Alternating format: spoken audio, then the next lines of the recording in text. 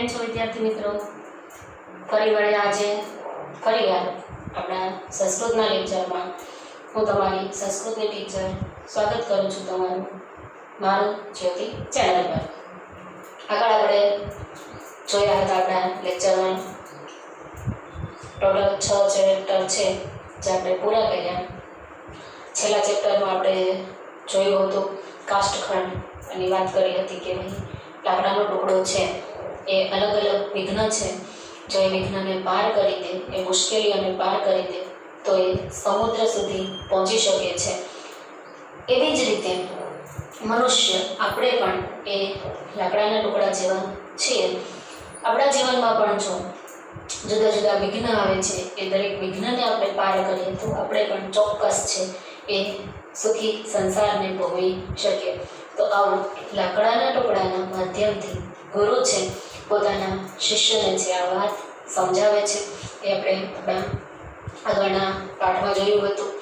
વચ્ચે આપણે જોયો નાનકડો એવો વ્યાકરણનો મુદ્દો, સર્વનામ જે નામને બદલે વપરાય તેને કહેવાય છે સર્વનામ. આપણે સર્વનામના અલગ અલગ 7 પ્રકાર જોયા, જેમાં આપણા માટે અતિ મહત્વ કહી શકાય એવા છે સર્વનામ પુરુષવાચક સર્વનામ.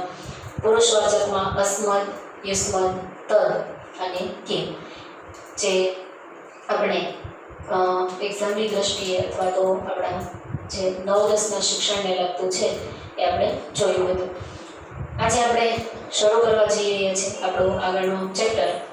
આપણા પાઠનું નામ છે સુભાષિત કુસુમાની સુભાષિત રૂપી પુષ્પો.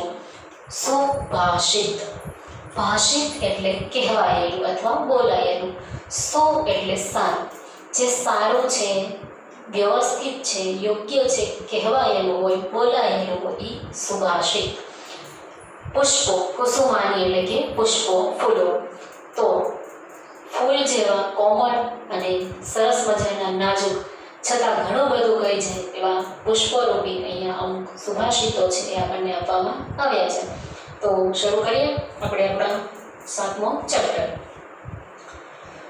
સુષ્ઠુ ભાષિતમ સુભાષિતમ. સુષ્ઠુ એટલે કે સારું, જે સારી રીતે કહેવાયેલું છે તે સુભાષિત છે. સંસ્કૃતમાં આવા સુભાષિતોનો અખૂટ ખજાનો છે. અખૂટ એટલે ખૂટે નહીં એવા અઢળક સુભાષિતો છે એ સંસ્કૃત ભાષામાં મળે છે. સાહિત્યકારોની માન્યતા છે કે પૃથિવ્યમ ત્રીણી રત્નાની જલમ અન્નમ સુભાષિતમ. આ સૂક્તિ તમારે 7મા ધોરણમાં છે કે 8મા ધોરણમાં આવતી હતી છેલ્લા ચેપ્ટરમાં.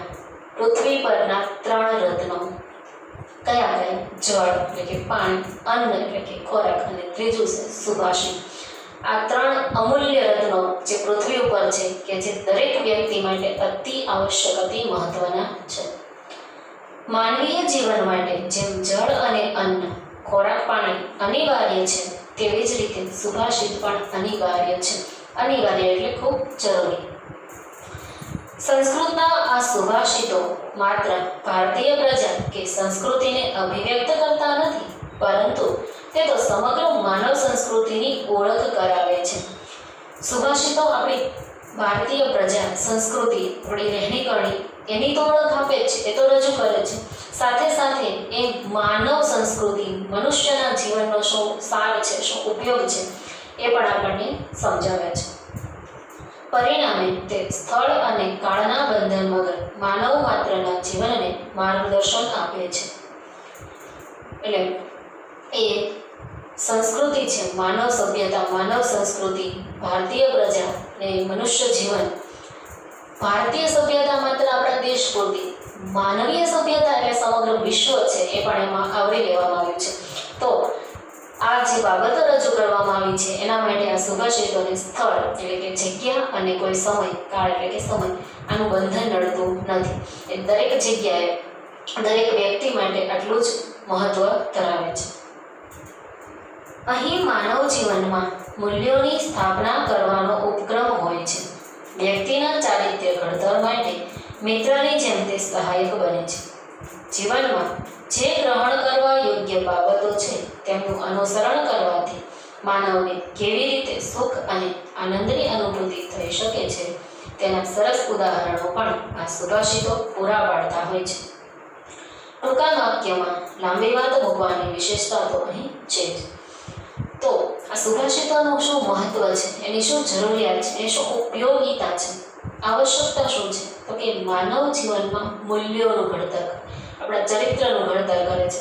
વ્યક્તિ તરીકે, મનુષ્ય તરીકે આપણા શું કર્મ છે, આપણે કેવા કામ કરવા જોઈએ અને કેવા ન કરવા જોઈએ, એ વસ્તુ, એ વાત આ સુભાષિતો આપણને જણાવે છે. ચારિત્ર ઘડતર, વ્યક્તિ તરીકે આપણે કેવા હોવા જોઈએ? તો કે ભાઈ સમભાવી હોવા જોઈએ, બધા પ્રત્યે સરખો ભાવ હોવો જોઈએ, હળી મળીને રહેવું જોઈએ, ક્યાંય નાત જાત ધર્મ, ઊંચ નીચ, અમીર ગરીબ કોઈ પણ પ્રકારનો ભેદભાવ નહીં, માત્ર હું મનુષ્ય તો મનુષ્ય, આપણે બે સરખા. તો આ ભાવના છે એ આ સુભાષિત દર્શાવે છે. જીવનમાં ગ્રહણ કરવા જેવું શું આપણે મેળવવું જોઈએ, શું આપણે કેચઅપ કરવું જોઈએ, આપણું વ્યક્તિત્વ કેવું હોવું જોઈએ, એ બાબત છે એ આ સુભાષિતો આપણને શીખવાડે છે. અને એના માટેના ઘણા બધા ઉદાહરણો પણ પૂરા પાડે છે. પ્રસ્તુત પાઠમાં 7 સુભાષિતોનો સંગ્રહ છે, જેમાં સજ્જનોના વચનોનું મૂલ્ય, વૃક્ષોની ઉપયોગિતા, પ્રયત્નપૂર્વક ગુણોની પ્રાપ્તિ, અસ્થિર ચિત્તવાળી વ્યક્તિથી થનારી હાનિ, વ્યક્તિની પરીક્ષાના ઉપાયો, મહાપુરુષોના અનુકરણીય ગુણો અને ધૈર્યવાન માણસના સ્વભાવનું સુચારું વર્ણન કરવામાં આવ્યું છે. આવતીકાલના નાગરિકો અને આજના વિદ્યાર્થીઓમાં જીવનના મૂલ્યો, સદગુણો તેમજ જીવન કૌશલ્યોનું સિંચન કરવાના ઉદ્દેશ સાથે આ સુભાષિત કુસુમો પ્રસ્તુત છે.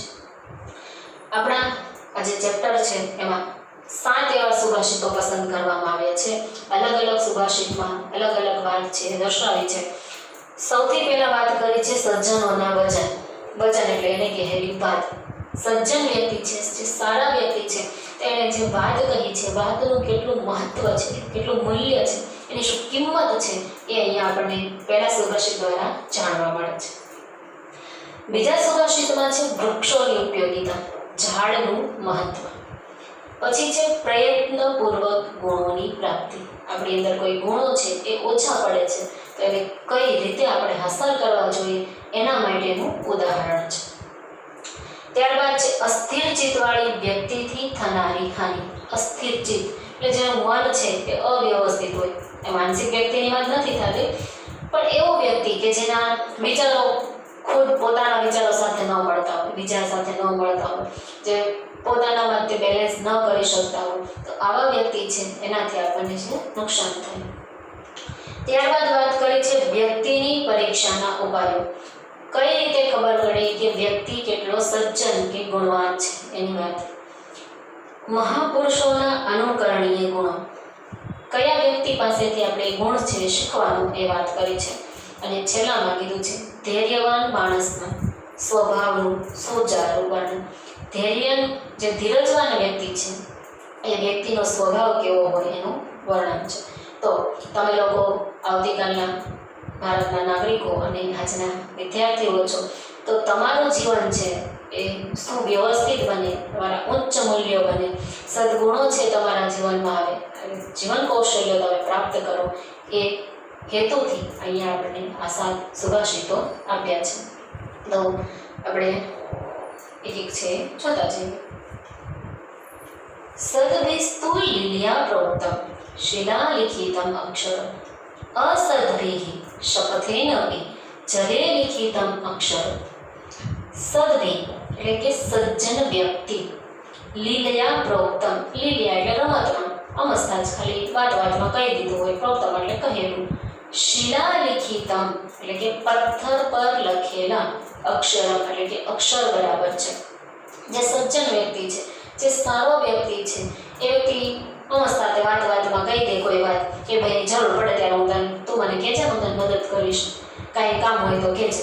તો એ વ્યક્તિ છે ખાલી વાતમાં જ ભલે એને કહી દીધું હોય, પણ જો આપણને ખરેખર જરૂર પડે તો એ વ્યક્તિ છે એ મદદ કરે છે.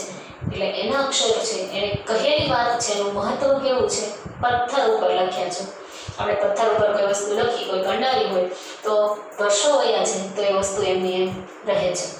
એટલા માટે સજ્જન વ્યક્તિની વાત છે, એનું વચન છે, એટલું મહત્વ હોય છે કે એકવાર એ કહી દે અમસ્તા જ કેવા ખાતર રમત ખાતર તો પણ એ વાત છે વચન છે એ સમય આવે પૂરું કરે છે. એટલે એની વાતનું એટલું મહત્વ હોય છે કે પથ્થર ઉપર લખ્યા બરાબર એ વર્ષો સુધી વીતતું નથી અને એ સમય આવે ત્યારે કાર્ય પૂર્ણ કરે છે. આગળની લાઈન અસદભિ શપથેન અપી. અસદભિ એટલે કે દુર્જન વ્યક્તિ અથવા ખરાબ વ્યક્તિ. શપથેન અપી શપથ એટલે કે સમ ખાઈને પણ. જલે લિખિતમ અક્ષર પાણી પર લખ્યા બરાબર.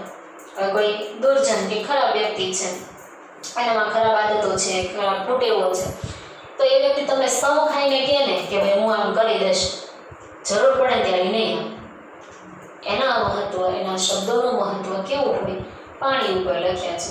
કામ જ ન આવે, મોટી મોટી વાતો કરે, ફટાકા દાબે, સમય આવે ત્યારે હેલ્પ કરે નહીં, તો એની વાતનું કોઈ મહત્વ હોતું નથી.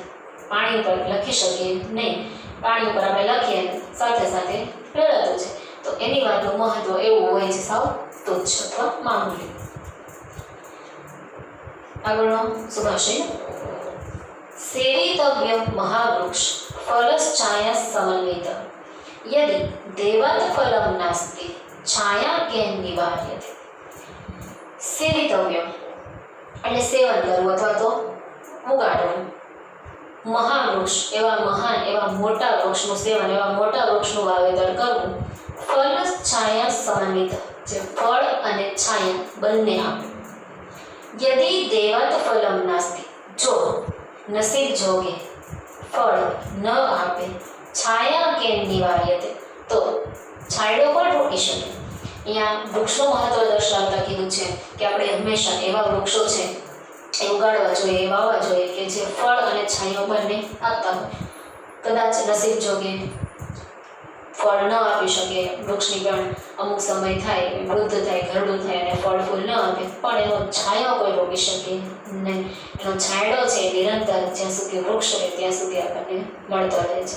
એટલે મોટા મોટા જે વૃક્ષ છે જેમ કે આંબો છે, લીમડો છે, તો એવા વૃક્ષ વાવવા જોઈએ જેનાથી આપણા સ્વાસ્થ્યને પણ ઘણા બધા ફાયદા થાય. માનો કે આપણે લીમડો વાવીએ તો એમ થાય કે લીમડામાં શું ફળ ખાડું, ભલે લીમડાનું ફળ આપણને કેરીની જેમ ન ખાતા હોય પણ એના પણ ઘણા બધા ફાયદા હોય છે, તો એનો આપણે સદુપયોગ કરી શકીએ. અને લીમડાનો જેટલો મીઠો અને આમ કહીએ ને કે એકદમ મસ્ત ઠંડકવાળો જે પવન છે, જે છાંયડો છે, એ તમને એર કુલરમાં પણ નહીં આવે, એસીમાં પણ નહીં આવે, એટલો મસ્ત પવન છે ઠંડો એ લીમડાના છાયામાં આપણને મળે છે. તો આવું બધું આપણને ઓછું ખ્યાલ હોય કેમ કે આવું બધું ગામડામાં જોવા મળે. હવે તો ગામડાનું અસ્તિત્વ છે પણ ધીમે ધીમે બહુ ઓછું થતું જાય છે. આપણી આજુબાજુમાં પણ બિલ્ડિંગો જોવા મળશે પણ વૃક્ષો જોવા નથી મળતા. એટલે આપણને અમુક વૃક્ષના તો નામ પણ નહીં ખબર હોય, જોયા પણ નહીં હોય, પણ આપણે એવા વૃક્ષનું જો વાવેતર કરીએ કે જે આપણા માટે ખૂબ મહત્વ હોય, છાયા સાથે, માત્ર ફળ નહીં પણ આપણને મીઠો છાંયડો પણ આપી શકે. તો આ ઉદાહરણ સાથે આપ્યું છે કે ભાઈ આપણે કેવા વૃક્ષનું વાવેતર કરવું જોઈએ, વૃક્ષનું મહત્વ શું છે, તો કે ફળ અને છાંયો બંને આપી શકે. ત્રીજું સુભાષિત. આરોપ્યતે શિલાશૈલી યત્ને મહતાય નથી નિપાત્યતે ક્ષણેનાદ તથાત્મા ગુણદોષયો. આરોપ્યતે એટલે કે લઈ જવું અથવા ચડાવવું, શિલા એટલે કે પથ્થર, શૈલી એટલે કે પર્વત ડુંગર ઉપર, યત્ને મહતાય જેમ મોટા ખૂબ પ્રયત્ન વડે.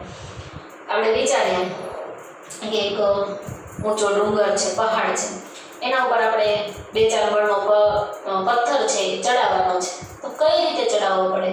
આપણે કલ્પના કરીએ કે આપણે થઈ ઘણી બધી મહેનત જોઈએ, કેટલું બધી પરિશ્રમ જોઈએ, ત્યારે આપણે 2-4 મણના પથ્થરને ડુંગર ઉપર છે લઈ જઈ શકીએ. નિપાત્યતે ક્ષણેનાદ નીચે એ તરત જ ક્ષણમાં જ પડી છે. તથાત્મા ગુણ દોષયો આપણે સરસ મજાના ડુંગર ઉપર 2-4 મણના પથ્થરને ચડાવ્યો અને નીચે પાડવો હોય તો ધક્કો આપો એટલે નીચે. તો આવું જ આપણા આત્મા, આપણા ગુણ, આપણા સ્વભાવનું છે. આપણે સારું બનવું હોય, ઉચ્ચ વ્યક્તિ બનવું હોય, મહાન બનવું હોય તો આપણે ઘણા બધા પ્રયત્નો કરવા પડે, ખૂબ જ પરિશ્રમ કરવો પડે, ત્યારે આપણે ઉચ્ચ મહાન વ્યક્તિ બની શકીએ. ઉચ્ચ શબ્દ છે સુભાષિતની દ્રષ્ટિએ કહો કે સંસ્કૃત ભાષાની દ્રષ્ટિએ કહો તો અહીંયા જે ઉચ્ચ શબ્દ આવે છે એ 99% પૈસાની બાબતમાં નથી. અહીંયા જે ઉચ્ચ શબ્દ આવે છે એ માનવતા, ગુણ, સ્વભાવ, વ્યક્તિત્વની વાત છે કે વ્યક્તિએ સ્વભાવથી, એના મનથી, એના નેચરથી ઉચ્ચ વ્યક્તિ બનવાનું છે, મહાન વ્યક્તિ બનવાનું છે. તો આપણે એવું બનવું હોય, ભલે આપણે 100% કે 99% ન બનીએ, 70-80% માની જાય, પણ આટલું મહાન બનવા માટે પણ આપણે ખૂબ મહેનત કરવી પડે છે.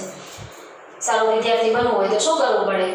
મહેનત કરવી પડે, દિવસ રાત વાંચવું પડે, સારા ટકા લાવવા પડે, હોમવર્ક કરવું પડે, ટેસ્ટ આપવી પડે, માર્ક્સ સારા લાવવા પડે, કેટલું બધું કરવું પડે. ત્યારે આપણે સારા એવા સ્ટુડન્ટ છે બની શકીએ. અને ખરાબ બનવા માટે કોઈની હળી કરી કાઢો, થઈ ગયા, નામ બદનામ આખી સ્કૂલમાં થાય ને આવું. તો આવી રીતે જો આપણે સારા બનવું હોય, સજ્જન બનવું હોય, ઉચ્ચ વ્યક્તિ બનવું હોય તો આપણે ઘણી બધી મહેનત છે કરવી પડે.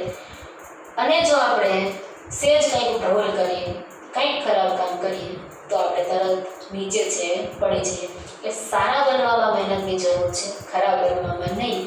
પણ આપણે મહેનત કરવાની છે સારા બનવા માટે, ખરાબ બનવાનું નથી. બરાબર ને?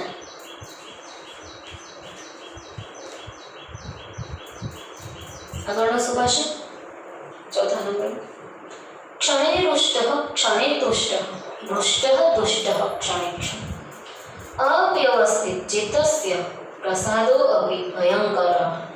ક્ષણે એટલે કે પળમાં, સેકન્ડમાં. રુષ્ટ એટલે કે રિસાય છે. તુષ્ટ એટલે બે શબ્દનું આમ તો મહત્વ સરખું છે કે રિસાઈ જવું ને ગુસ્સે થઈ જવું. એટલે થોડી વારમાં ગુસ્સે થઈ જાય, થોડી વારમાં રિસાય છે. અવ્યવસ્થિત ચિત્તસ્ય, ચિત્ત એટલે કે મન કેવું? અવ્યવસ્થિત, વ્યવસ્થિત ન હોય, ઠેકાણે ન હોય. પ્રસાદો અભિ એટલે કે એની કૃપા એ પણ કેવી હોય? ભયંકર. જે વ્યક્તિ છે એની માનસિકતા આપણે વિચારીએ એવી હોય કે થોડી વારમાં એ ખુશ થઈ જતો હોય, થોડી વારમાં પાછું ગુસ્સે થઈ જાય. ખબર જ ન આપણને રહે કે કઈ વાતમાં પ્રસન્ન થાય, કઈ વાતમાં એનો ગુસ્સો આવી જાય છે. તો એવો વ્યક્તિ છે જ્યારે આપણા પર કૃપા કરે, મહેરબાની કરે ને તો પણ આપણા માટે ડરાવનું કહેવાય. પણ શું ખબર એના પ્રસન્નતા, એની ખુશી પાછળનું કારણ શું છે? એ કંઈક કામ હોય ને આપણને વાહ કરીને ફોસલાવી લે, કામ ગડાવી લે, કામ થઈ જાય પછી પાછો ગુસ્સે કરે ને આપણું મન તો કોમળ ફૂલ જેવું, એટલે આપણને નારાજ થઈ જાય. ઘણા વ્યક્તિ છે એ આવા હોય છે. તો આવા વ્યક્તિ જ્યારે પ્રસન્ન થાય ને ત્યારે પણ એનાથી થોડુંક ચેતીને રહેવું જોઈએ, એનાથી ડરીને રહેવું જોઈએ. ક્યારે વ્યક્તિ છે એની ગાડી છે પાટા ઉપરથી ખસી જાય, ક્યારે પાછી ચડી જાય, નક્કી હોય નહીં. એટલે આવા વ્યક્તિથી બચીને રહેવું જોઈએ. આગળનો સુભાષિત. યથા ચતુર્ભિઃ કનકં પરીક્ષતે નિઘર્ષણ છેદન તાપ તાડનેઃ તથા ચતુર્ભિઃ પુરુષઃ પરીક્ષતે શ્રુતેન શીલેન ગુણેન કર્મણા. યથા જેવી રીતે, ચતુર્ભિઃ એટલે કે ચાર રીતે, કનકમ સોનાની, પરીક્ષતે એટલે કે પરીક્ષા થાય છે. જેમ સોનાની પરીક્ષા ચાર રીતે થાય છે, નિઘર્ષણ છેદન તાપ તાડન, ઘસવું, કાપવું, તપવું અને ટીપવું. તો આ ચાર અલગ અલગ પરીક્ષા છે સોનાની, કે કેટલું સાચું છે, કેટલું ખરું સોનું છે. બીજી કોઈ ધાતુ હોય તો એ બરછટ હોય, તૂટી જાય. એટલે સોનાની ચકાસણી માટે કેટલું શુદ્ધ સોનું છે એના માટે ચાર અલગ અલગ રીત આપી છે: ઘસવું, કાપવું, ટીપવું અને તપવું એટલે કે ગરમ કરવું. તો આ ચાર રીતે સોનાની શુદ્ધતા છે આપણને જાણવા મળે છે. તથા ચતુર્ભિ પુરુષ પરીક્ષતે, તેમજ ચાર રીતે પુરુષની પરીક્ષા થાય છે. પુરુષ એટલે કે વ્યક્તિ, અહીંયા પુરુષ એટલે ખાલી મેન એમ નહીં, પુરુષ એટલે વ્યક્તિ. વ્યક્તિની પરીક્ષા પણ ચાર રીતે થાય છે. કઈ કઈ? શ્રુતેન, શીલેન, ગુણેન, કર્મણા. ચરિત્ર, જ્ઞાન, ગુણ અને કર્મ. વ્યક્તિનું જ્ઞાન કેટલું છે અને કેવું છે. જ્ઞાન બે પ્રકારના હોઈ શકે, એક સારી બાબતનું પણ હોય અને એક ખરાબ બાબતનું પણ હોય. સારી બાબતનું જ્ઞાન, પછી એનું ચરિત્ર, કેટલો વ્યક્તિ ચરિત્રવાન છે. ગુણ, એના ગુણો કેવા છે, કેટલા છે.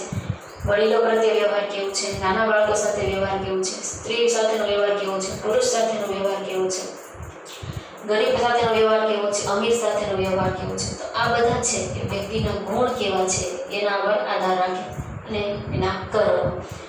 જો વ્યક્તિનું ચરિત્ર સારું હશે, ગુણ સારા હશે, કર્મ સારા હશે, ચરિત્ર, જ્ઞાન અને ગુણ સારા હોય તો ચોક્કસ એના કર્મ છે પણ સારા હોય જ. તો આ 4 વસ્તુ જેની વ્યવસ્થિત યોગ્ય હોય એ વ્યક્તિ સજ્જન છે, એ વ્યક્તિ સારો ઉત્તમ પુરુષ છે, એ આપણે જાણી શકીએ. તો સોનાની પરીક્ષા જે 4 રીતે થાય, ઘસવું, કાપવું, ટીપવું, તપવું, એમ પુરુષની પણ 4 રીતે જ્ઞાન, ગુણ, કર્મ અને ચરિત્ર વડેની પરીક્ષા થાય છે. ત્યારબાદનું સુભાષિત 6.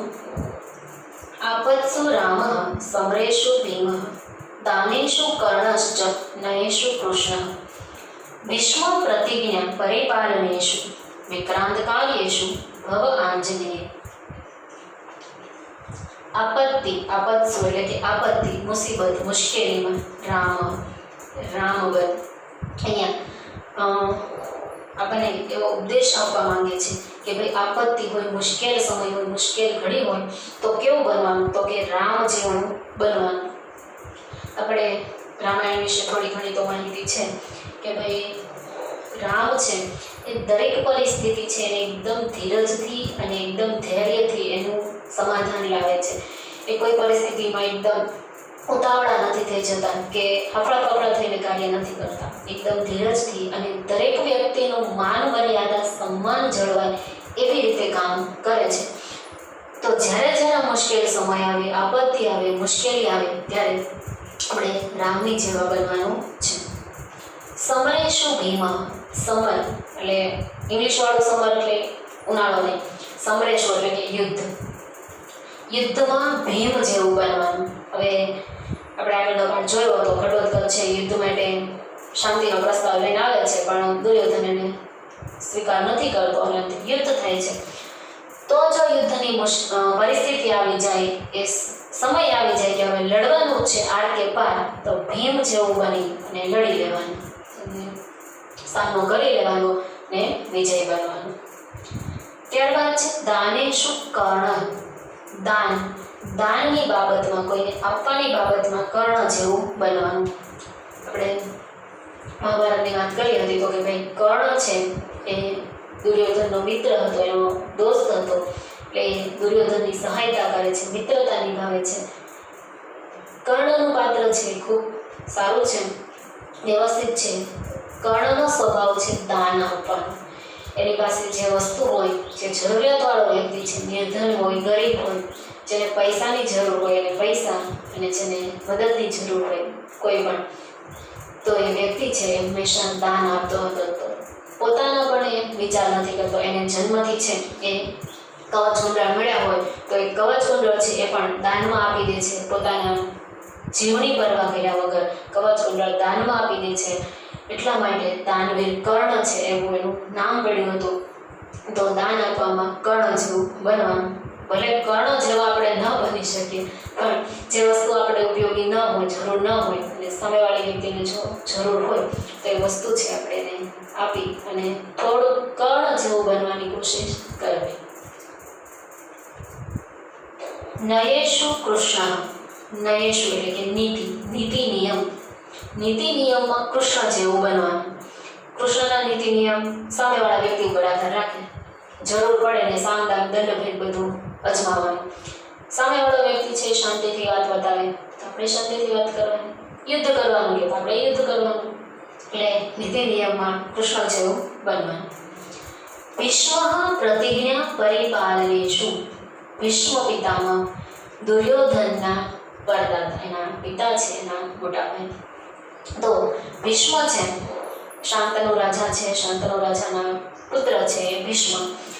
શાંતનુ રાજા બીજા લગ્ન કરે છે. થોડું કથા છે, આમ તમને એવું લાગે કે ગૂંચવાડે જાય એવું થાય છે, તો તમને એક નાનકડી સલાહ આપીશ કે યુટ્યુબમાં થોડીક મહાભારતની સ્ટોરી છે, જો આવશ્યકતા લાગે તો જોઈ લેજો, મમ્મી પપ્પાને પૂછી લેજો. આપણે સ્કૂલે મળશું ત્યારે ડિટેલમાં એના વિશે સમય મળશે તો ચોક્કસ વાત કરશું. મારો પ્રિય વિષય છે. તો શાંતનુ રાજા છે, એની પત્ની હતી, જેને પુત્ર હતો દેવવ્રત, જેને આપણે ભીષ્મ તરીકે જાણીએ છીએ. હવે શાંતનુ રાજા છે એને બીજા લગ્ન કરવા છે. પહેલાના સમયમાં રાજા મહારાજા છે એ 2 થી વધારે લગ્ન, 2 કે 3 લગ્ન કરતા હતા. શાંતનુ રાજાને બીજી યુવતી સાથે લગ્ન કરવા છે. એ યુવતી માછીમારની કન્યા છે, મત્સ્ય કન્યા છે.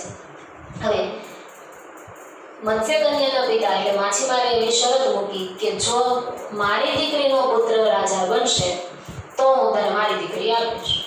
હવે શાંતનુ રાજા વિચારવા મળ્યા કે શું કરું, આ પુત્ર મોટો છે એટલે રાજગાદી એને મળે, અને જો આને ના પાડીશ તો એ લગ્ન નહીં કરે. હવે શું કરું? એટલે ભીષ્મ છે એ પોતાના પિતાને કહે છે કે હું ક્યારેય લગ્ન નહીં કરું, હું તો રાજા નહીં બનું, પણ જો હું લગ્ન કરું પછી મારા સંતાન થાય, એના સંતાન થાય ને બધા એકબીજાને યુદ્ધ કરવા માટે, રાજ્ય માટે, સત્તા માટે લડે, એની કરતાં સારું છે કે હું લગ્ન ન કરું.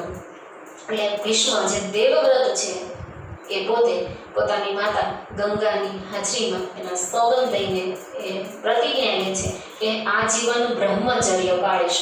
બ્રહ્મચર્ય એટલે કે લગ્ન કરવાના ને એટલા માટે એને જે આજીવન લગ્ન નહીં કરવાની પ્રતિજ્ઞા કરી અને જીવ્યા ત્યાં સુધી એનું પાલન કર્યું છે.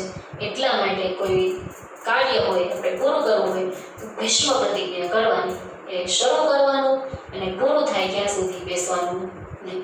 તો મહાન કાર્ય માટેની ભીષ્મ પ્રતિજ્ઞા આપણે અત્યારથી તે ભીષ્મ પ્રતિજ્ઞા લઈએ છીએ કે બોર્ડના પેપરમાં સંસ્કૃતમાં 80માંથી 80 આવશે. વ્યવસાય ને બધા બરાબર.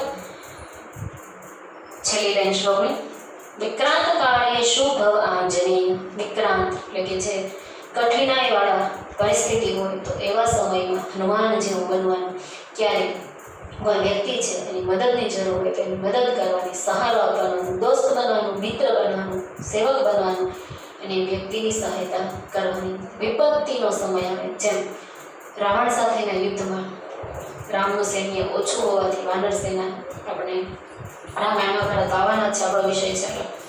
તો રામને જે મદદની સહાયતાની જરૂર હતી, હનુમાન છે એ પોતાનું સંપૂર્ણ અસ્તિત્વ રામના ચરણમાં સોંપી દે છે અને રાવણ સાથે યુદ્ધ કરે છે. તો વિપત્તિમાં હનુમાન બનવાનું કીધું છે. તો અહીંયા આ મહાન પુરુષો છે એમના કયા ગુણ આપણે લેવાના? તો કે આપત્તિમાં રામ જેવું બનવાનું, એટલે રામ પાસેથી ગુણ લેવાનો છે ધીરજનો. યુદ્ધમાં ભીમ જેવો સાહસનો, દાન દેવામાં કર્ણ જેવો નિસ્વાર્થ ભાવ, નીતિમાં કૃષ્ણ જેવો સામદામ દંડભેદ, પ્રતિજ્ઞામાં ભીષ્મ જેવો એકવાર નક્કી કર્યું તો એ પૂરું કરવાનું, અને વિપત્તિમાં હનુમાન જેવું દરેક પરિસ્થિતિમાં સાથ આપવો.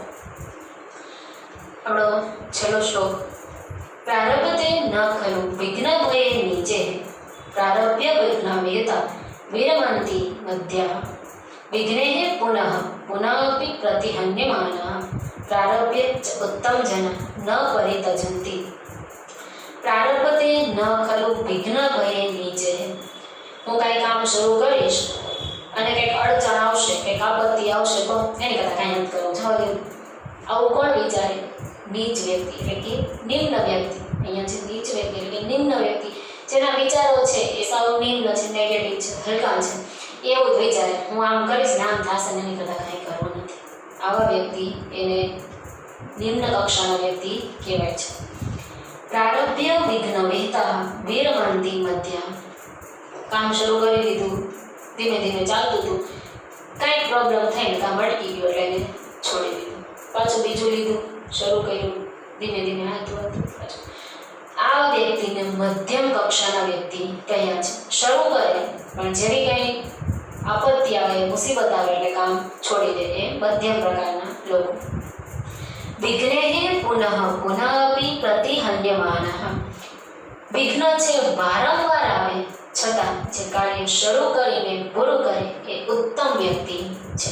તો અહીંયા વ્યક્તિના 3 પ્રકાર દર્શાવ્યા છે.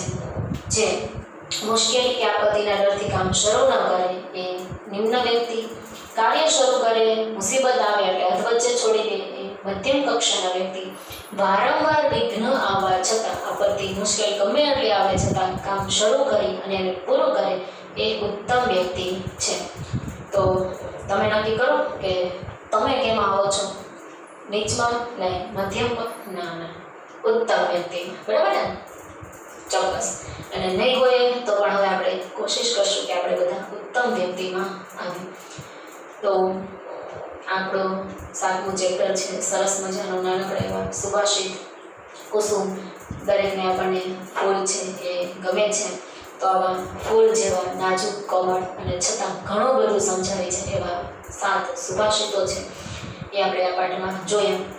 આપણને એક્ઝામમાં જે પ્રશ્ન આવે છે, શ્લોક પૂર્ણ કરો 2 માર્ક્સમાં પૂછે, તો આમાંથી જે આપત્સુરામ વાળો શ્લોક છે, આપત્સુરામ સમરેશુ ભીમ દાનેશુ કર્ણશ્ચ નયેશુ કૃષ્ણ ભીષ્મ પ્રતિજ્ઞા પરિપાલનેશુ વિક્રાંત કાલેશુ ભવ આંજનેય. તો આ શ્લોક છે એ આપણે બધાએ કમ્પલસરી લર્ન કરવાનો છે. એક જ શ્લોક છે આ ચેપ્ટરમાંથી. ટોટલ આપણે આખે આ 20 પાઠ છે એમાંથી 7 શ્લોક એવા છે કે જે આપણને શ્લોક પૂર્તિમાં પૂછાવાના છે. તો આ શ્લોક જે છે એ તમારા લોકોએ 5 વાર લખી અને લર્ન કરવાનું છે. તો સરસ મજાનો આજે આપણે આજનો લેક્ચર ભણ્યા. મને તો મજા આવી, તમને પણ ચોક્કસ 90% મજા આવી જ હશે. ફરી મળીશું આગળના લેક્ચરમાં શ્લોક લર્ન કરીને, બરાબર ને? Bye bye.